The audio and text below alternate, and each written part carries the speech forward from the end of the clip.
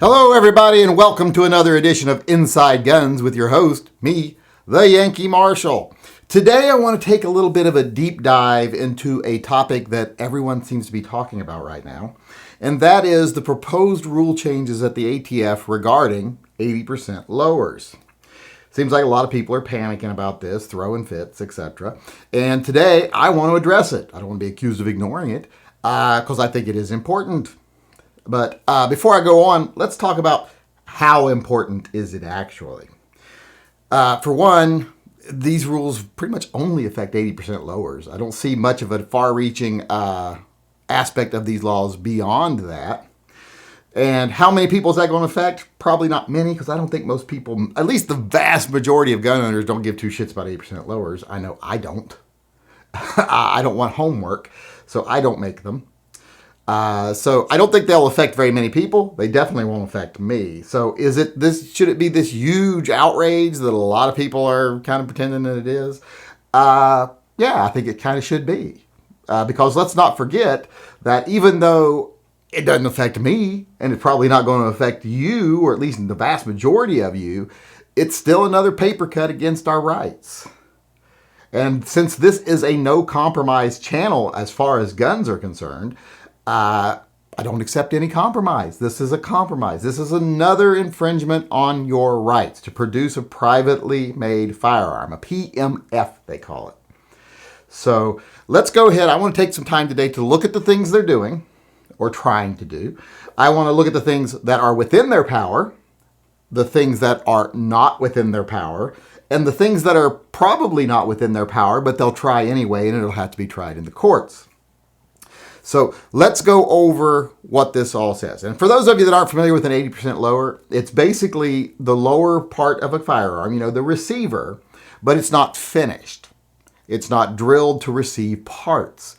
So you can't put the hammer strut in there. You can't put the trigger pin in there. You can't put any of the parts in it because it's not prepared for parts. It's basically just a gun frame shaped piece of plastic that you then have to actually modify so that it can receive parts to become a firearm, to meet the legal definition of a firearm or a receiver. So that's basically what an 80% lower is. Now let's talk about the things that they plan to do, the things they want to do.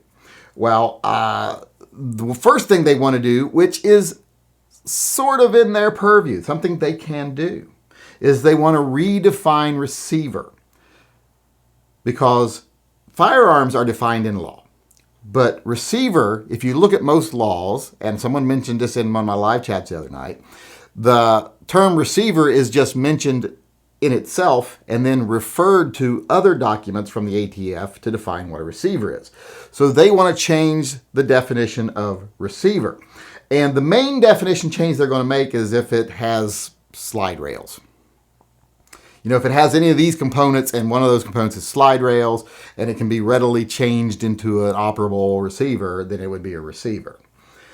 That's a small change, but a change. And is it within their right to change, within their power to change definitions? Well, it is. That is something, like I said, we'll talk about things that is within their right to change a definition that they use for internal enforcement of a law.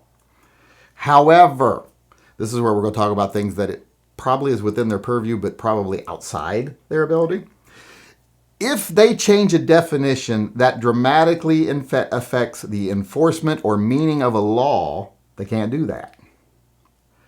You can't make a law that says, it's illegal to smoke heroin.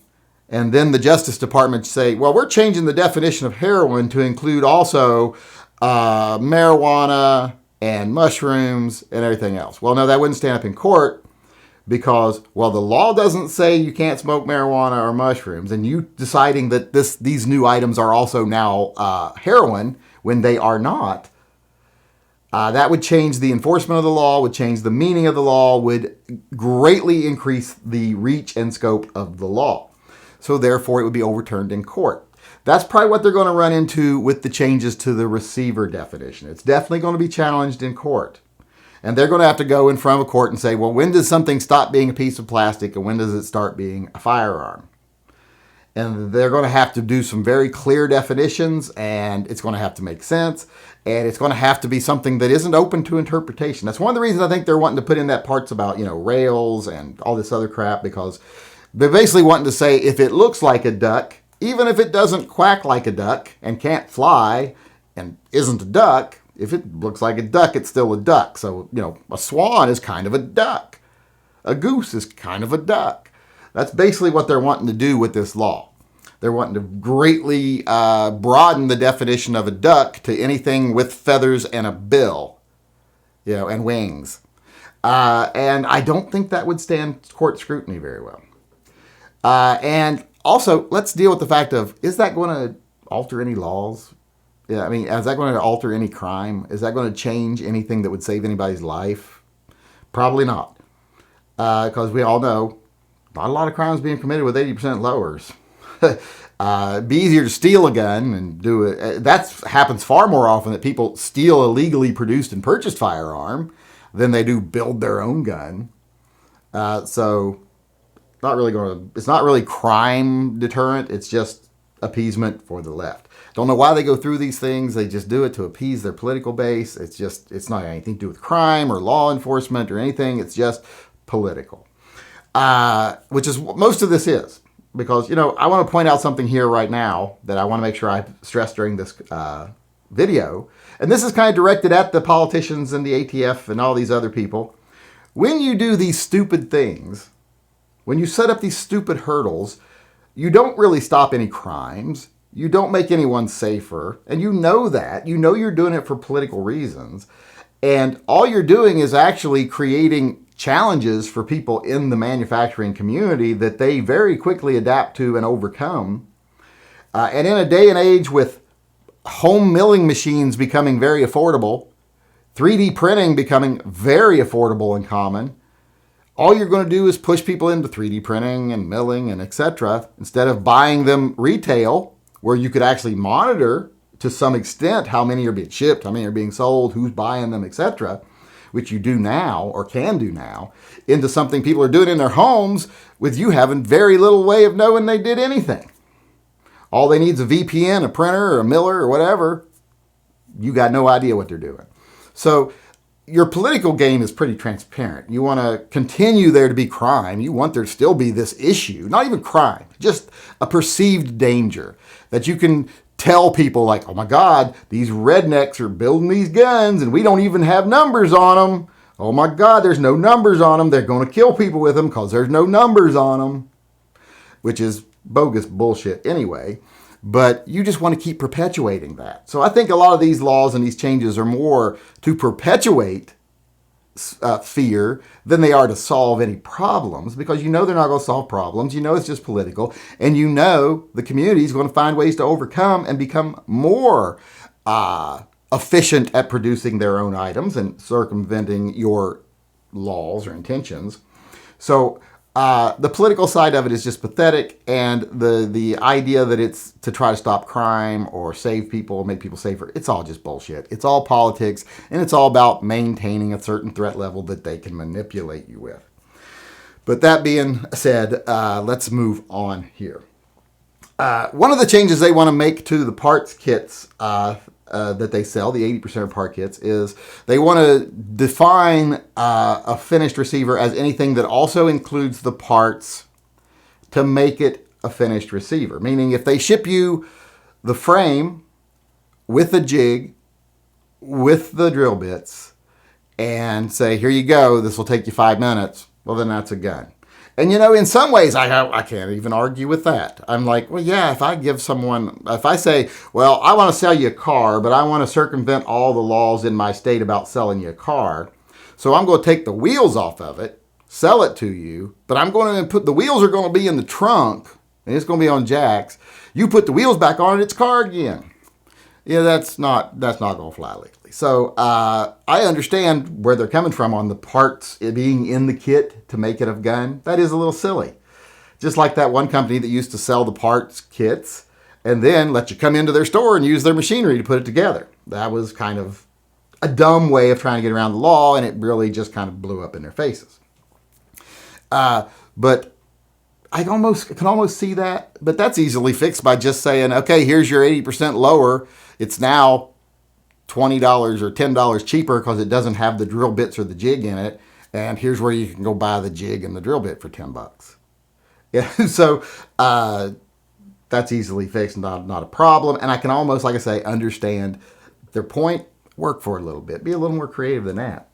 Not that I believe there should be any restrictions on firearms, period, because I would say no, shouldn't exist, because they should just be able to go buy a gun as far as I'm concerned without government interference. But, that part kind of is at least not incredibly insane. So that, whatever. I want to talk about, in fact, before I move on, let me actually read you the definition here of what they want to call parts kits so that I'm not misrepresenting it in any way. Weapon part kits. You can see why I'm trying to use notes here. I can't even read it with notes. With partially completed frames or receivers and containing the necessary parts such that they may readily be completed, assembled, or converted or restored to expel a projectile restored, like put the wheels back on the car, by the action of an explosion, are firearms for which each frame or receiver of the weapon would need to be marked. That's the change they want to make. And like I said, I explained that a second ago. Makes kind of sense, but I still don't agree with it. No compromise. Now, the most dangerous thing they're talking about that I think is the definition of a firearm, not a receiver. They could change the definitions of receivers all they want as long as it doesn't alter the intent of the law, like I said, which would have to be decided by a court. But this whole notion that they're going to change the definition of a firearm, and let me read this here. Let me read what they want to change the definition of a firearm to. Include a weapons part kit that is designed to or may readily be assembled, completed, converted, or restored to expel a projectile by action of explosion. They want to change that. They want to add that to the list of firearms. Not only is it these things that can do this, but it's things that could readily be made to where they can do this. Or I don't know how they would define readily or easily. A lot of people don't have the means to drill out frames, etc., so I don't know how they define that. But that right there, that change can't happen. Receiver may not be actually thoroughly defined in most laws, but it is defined in some. There are some laws that do define receiver, so that would also set up a conflict there between the new ATF changes. But most of the big gun laws don't really define receiver, but they do very explicitly define firearm. ATF, the White House, no one can change that except for Congress. So when people say they're going to change the definition of a firearm, no, they're not. That's in law. That would have to be changed by another law. A law that supersedes the previous law. And that ain't going to happen right now. That's not anything you even really need to worry about at all. That's not going to happen. Not in their power. Not going to happen. Like I told you, we were going to talk about some things that they just can't do, period. And that is changing the definition of a firearm. That is codified in law in so many places that they can't change that. So anyone that tells you they can change that is not very up to date on the law, because they cannot. So as we've been talking here, we've covered a lot of things. We talked about how they want to change it to where if the kit includes the parts, it's a firearm. And that, almost makes sense, but still, we oppose it. Another thing they want to do is just to make it to where a very vague statement of something can be converted to a firearm. Well, a block of plastic, a block of aluminum with very common tools today at home. And that whole thing I was talking about, how milling machines are more common and 3D printers are more common. Well, as things like that are becoming more affordable for everyday people, or someone knows someone that has one, just taking a block of polymer or a block of aluminum, more likely, and milling it down, that would become more and more easily done. And are they going to say that a block of aluminum is now a receiver simply because it could, with readily available tools, be turned into a receiver? I think they'll have a hard time selling that to the courts. It's a little vague and a little far-reaching. So I don't see this happening. I don't see 80% lowers actually becoming receivers unless they include the parts kits turned into it. Because if you get into that framework of saying, well, even though the tools don't come with it to turn it into one, they can readily get the tools. Well, you can readily get the tools to turn a block of aluminum into a receiver. Therefore, that's not going to stand. That's why they're trying to say all these other things about part kits, how it has to have the parts, because they know they just can't say any piece of material that can be converted with common tools into a receiver is a receiver, because any block of metal, any block of, any polymer. How long is it going to be till we're able to do mold injections in our homes easily? These things are becoming more and more less and less expensive, more and more affordable every day. So these laws they're just too far reaching. They're not going to stand in court. So this is, I think, a lot more just bluff than anything else, and just pandering to the left than anything else. And like I say, not going to affect hardly anybody. Let's remember, this isn't something that's the greatest threat to gun rights now, and it's definitely not something to get distracted by. And it's definitely not something to lose your fucking minds over, set your hair on fire, and run through the Capitol firing your AK. That's just not the kind of response this thing deserves. That's what the kind of response they want. And that's another thing I want to talk about. I think they do stuff like this to rile people up and make you do something stupid so that they can justify doing something else. They'll rile someone up. They'll run up to their local grocery store and start waving their gun around and trying to make a point that I've got a gun and I'm not killing anybody. But then they can sell that on the news of crazed gunman rushes into grocery store threatening civilians. And they can start saying, you know what? You shouldn't be allowed to open carry guns anywhere there's more than 10 people gathered. And then people go, yeah, that makes sense now because of that nut job at the grocery store. That's why they do a lot of this stuff. It's to get things like that to happen. And unfortunately, there's so many people in the gun community that are willing to act with no sense of scale, no sense of reason, and more than happy to pump people up and get their fear up and get their anger up just so they can also go, oh, and while you're mad, buy these things and watch my videos so I get advertised.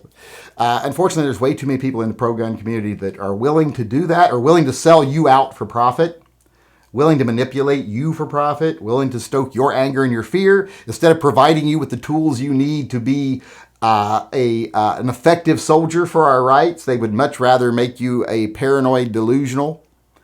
They would rather create terrorists than soldiers, in a certain way of speak there. And they do that for one reason, for money. And you could say for popularity, but popularity is for money. So unfortunately, that is true. That happens. And like I say, I think that's one of the reasons the government does these things. So let's keep it in scale. It's nothing to get that angry about or fearful about. It is something to be motivated by and to fight back smart and hard, but not panic over. So people don't panic. But like I say, everything we talked about, what they want to change the definition of receiver, they can do that somewhat, but not to the extent they'd want to. Being able to sell the idea that parts kits that contain all the parts you need to make it, well, they're probably not going to have a hard sell on that to the courts. Being able to say just any piece of material that can readily be converted into it is not going to sell well in the courts, simply because how easy it is to do things like that these days. The only other thing that they really talk about in there is the PMF markings, like privately made firearms, where it looks to me, now I'm not an expert in legalese, but I was reading it looks to me almost like they're trying to say that anytime anyone makes a PMF, privately made firearm, that they want them to have to get it registered and serialized. Well, that's going to be totally against laws that already stand. There's no way they're going to be able to do that, because people are allowed to make private firearms non-serialized by law as long as they do not resell those firearms. They do not provide those firearms to other people. You, however, can do that all you want. You can go out right now with a milling tool and a block of aluminum and turn it into whatever you want to turn it into. And as long as you don't try to sell it or provide it to other individuals, you keep it in your possession. You're allowed to do that. You don't have to have it marked. There are some states where you do, like I believe in California, if you make a privately made firearm, you have to take it to a gunsmith, have it serialized, have a certain number put on it. This almost sounds like they want to make that national, but that ain't going to happen without an act of Congress, and it's more likely to happen on state levels than federal levels, so that I'm not worried about at all. it just doesn't make a lot of sense. It would be going too much against the grain. They would find too much opposition legally for that. So I don't see how that's going to even be a thing. But that's what I want to talk about today. I want to talk about the things they want to do, the reasons why we should oppose them, the reasons why we shouldn't overreact while we're opposing them. You don't have to act like a fool to be an effective advocate. In fact, people who act like fools are never effective advocates. They're only beneficial to themselves usually than anybody else. You know, the ones that are willing to rile you up and stuff, that's only for their benefit, not for yours. And the people that get all riled up, that never does anybody any good. So keep our wits about us. Like I say when I end the show every day, keep your wits about you, and things are getting better. We're on the cusp of winning a lot of victories right now. That's making them very nervous in the anti-gun crowd, but you know, they'll have to deal with it. And when we do win those victories, we'll be good winners and we'll welcome them into the fold and say, hey, now that you can't take our guns away, why don't we work together on good solutions? And those people that are actually worried about gun violence and crime and people's safety will say, all right, we'll work together. The ones that don't, well, then we'll know what they're all about. But I just wanted to go over that today because, like I said, I want to talk about what they wanted to do. I wanted to talk about the best way to react to this. I wanted to talk about how it's going to face a lot of challenges. And in some ways, I think it's just going to make the gun community more creative in how we get around these challenges. But also, it's going to be something we probably are going to have to fight in court. But there's no reason to panic now and run out and buy everything that you don't need or can't afford. That just causes panic buying. That causes shortages. That doesn't do anybody any good. What you need to do is pay attention. If they try to implement these things, if they try to make laws, we fight those laws. If they try to implement changes, well, then we support the lawsuits against those changes. And it won't be hard to find out, like, hey, here's the case that's battling the changes at the ATF. Here's who you donate to. Here's the legal fund. It won't be hard to get that information to people. Believe me, I'll be one of the first people that gives you that information when it happens. But until then, no reason to panic and act like fools because that only hurts us. The only people that helps is the anti-gunners and the pro-gun people who are more than willing to profit off propaganda and fear. So don't be one of those people that provides wins for either one of those groups. So that's what I wanted to talk about today. And with that all being said, and I know it was long and it was rambly and it probably didn't make a lot of sense, but what else is new for my videos? So with that being said, I just want to sign off as usual by saying, as far as the state of the world today is concerned, you know, it is what it is. There are challenges. It could be better, but it could be a lot worse also, but it could be a lot better. And if we continue to keep our wits about us, ignore the fear mongers and the propagandists, the people that want to manipulate you and profit off you through fear and anger. If we continue to ignore them, we keep our wits about us, we fight smart and hard, what things will be for gun owners and everyone who believes in freedom, as far as the Second Amendment is concerned, what they will be in the very near future is better.